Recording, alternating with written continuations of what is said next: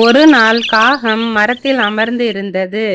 அப்போது கலர் கலராக பறவைகள் பறந்து சென்றன. அதை கண்ட காகம், மற்ற பறவைகள் எல்லாம் கலர் கலராக அழகாக இருக்கின்றன, நான் மட்டும் கருப்பாக இருக்கிறேன் என்று புலம்பியது. சரி, அழகாக மாற கிளியிடம் சென்று ஆலோசனை கேட்போம்.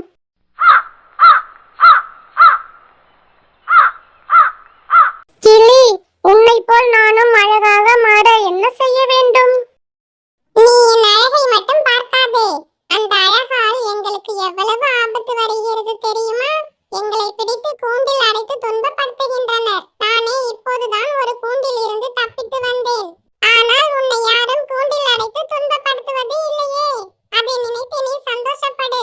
அழகாய் இருந்தால் ஆபத்து அதிகம் என்று சொல்லியது கிளி. கிளியின் பேச்சில் திருப்தி இல்லாததால் மயிலை பார்க்க சென்றது காக்கா. மயில், உன்னை போல் நானும் அழகாக மாற என்ன செய்ய வேண்டும்?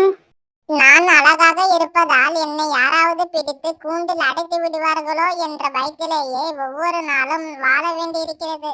நீ மிகுந்த குழப்பத்தில் இருக்கிறாய். நீ ஒரு ஞானியிடம் சென்று ஆலோசனை பெற்றுக்கொள்.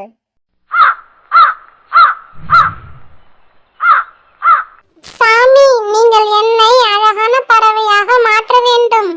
நீ அழகாக மாறி என்ன செய்ய போகிறாய்? நீ அழகாக இல்லை என்று உனக்கு யார் சொன்னது? சாமி, எப்படியாவது அழகாய் மாற்றுங்கள் என்று காகம் சாமியாரிடம் அடம் பிடித்தது. காகத்திற்கு தகுந்த பாடம் புகட்டினால்தான் திருந்தும் என்பதை உணர்ந்த சாமியார், இங்கு இருக்கிறதே, இது ஒரு அதிசய கூண்டு. அந்த கூண்டுக்குள் ஒரு ஆண்டு இருந்தால் நீ விரும்பியபடி கலர் பறவையாக மாறிவிடலாம்.